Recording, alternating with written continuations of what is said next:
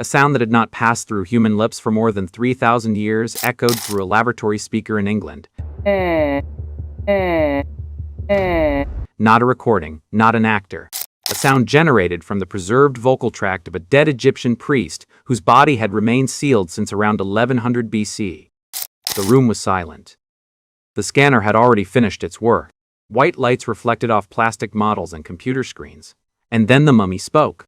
By the end of this video, you will know exactly how scientists reconstructed the voice of a 3,300-year-old Egyptian mummy, what that haunting sound actually revealed, and why some researchers believe this technology could one day allow the ancient world to speak again. For the first time in human history, science crossed a boundary that once belonged only to myth. It brought back a voice from the ancient dead. By the end of this video, you will know exactly who the mummy called Nesiwaman really was, exactly how researchers rebuilt his vocal tract thousands of years after his death, and exactly how close we may be to hearing complete sentences spoken by people who lived before the rise of classical civilization. More than 3,000 years ago, a priest named Nesiman walked the temple corridors of Karnak in ancient Egypt. He lived during the reign of Pharaoh Ramses XI, around 1099 to 1069 BC. His duties depended on his voice. He performed rituals. He recited sacred texts. He sang ceremonial hymns before the gods. In ancient Egypt, speech was not just communication, it was survival. Egyptians believed that a person could continue existing after death only if their name and voice endured. On Nesiaman's coffin, inscriptions expressed a desire to speak again in the afterlife. For centuries, those words seemed symbolic, until technology raised a disturbing possibility. Nesiamun's mummy survived invasions, political collapse, grave robbers, empire after empire, and more than 30 centuries of environmental decay. By the early 1800s, his remains had reached England and eventually became part of the collection at Leeds City Museum. Researchers examined him repeatedly. X-rays, endoscopy, dental studies, CT scans. Decade after decade, scientists learned more about how he lived and how he died. Yet one question remained impossible to answer. What did he sound like? A face can be reconstructed from a skull. DNA can reveal ancestry. Bones can reveal disease. But a voice vanishes in seconds. Once the final breath leaves the lungs, it should disappear forever. Every human voice is unique, not because of the vocal cords alone, but because of a complex system of tunnels and chambers inside the body. The throat, the tongue, the nasal cavity, the mouth. Together they create a vocal tract that acts like a biological musical instrument. Destroy the soft tissue and the voice disappears. That is why archaeologists could reconstruct ancient cities, weapons, and faces, but never speech. Thousands of kings, priests, warriors, and rulers had vanished into silence. Or so it seemed. But the official story was about to unravel. For decades, the accepted belief was simple. Ancient voices were unrecoverable. You could estimate language. You could reconstruct pronunciation. You could even teach yourself to speak ancient Egyptian. But the actual sound of a specific individual's voice was considered lost forever. The problem was physical. A voice depends on soft tissue. Soft tissue decays. Once it disappears, there is nothing left to measure. Then researchers noticed something unusual. Unlike ordinary burials, Egyptian mummification sometimes preserves portions of the vocal tract. Not perfectly, not completely, but enough to raise a question that nobody had seriously explored. What if the shape of a preserved throat could still be measured? In 2013, a team led by Professor David Howard of Royal Holloway, University of London, joined researchers including Professor Joyn Fletcher and Professor John Schofield from the University of York. Their goal sounded almost impossible. Could they rebuild a dead man's voice? The team transported Nesiaman for detailed CT scanning. Layer by layer, the scans captured surviving structures inside the mummy's throat. The images revealed something unexpected. The mummy's tongue muscles had deteriorated so much over time that they could not be scanned or copied.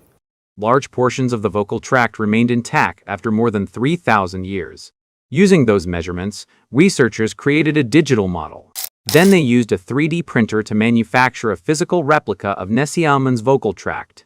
For the first time, a machine held the internal geometry of a human voice that had disappeared before the founding of Rome. and that raised an entirely new question. If you could rebuild the instrument, could you make it play? But what if the voice scientists recreated was not the voice Nesyamun had in life, but the voice of a man already halfway inside death? The answer would change the entire project. The first sound in January 2020, the team revealed the result. The 3D printed vocal tract was connected to an electronic device known as a vocal tract organ. Instead of using living vocal cords, the machine supplied an artificial sound source. The reconstructed tract then shaped that sound exactly as Nesyamun's preserved anatomy would have shaped it. What emerged was not a sentence. It was not a word. It was a single vowel-like sound. Researchers described it as falling somewhere between the vowels in the words bed and bad. A brief tone, barely a second long. Yet it represented something no human had ever heard before, the acoustic signature of an individual dead for more than 3 millennia. But that sound revealed an even larger discovery. Critics immediately pointed out a flaw. The sound was incomplete, and they were right. Nesyamun's tongue had lost much of its original form. His body remained fixed in a burial position. Researchers could reconstruct only part of the vocal system. The result was closer to a preserved snapshot than a living voice. Yet that limitation proved something crucial. The project was never about reproducing one exact sentence. It was proof that vocal reconstruction worked at all. If a partial vocal tract could generate a recognizable human sound, future advances in artificial intelligence, anatomical modeling, and speech synthesis might reconstruct dynamic speech patterns rather than isolated vowels. The impossible had become a technical challenge, and technical challenges have a habit of shrinking. The deepest implication was not about Egypt. It was about memory itself. For thousands of years, history has been silent. We can read the words of ancient people. We can study their buildings. We can analyze their DNA. But we experience them through text and artifacts, separated by an invisible wall. Voice changes that. A voice carries emotion, personality, presence. When you hear someone speak, they stop being an artifact and become a person. Nesyamun's reconstructed sound was only a fragment.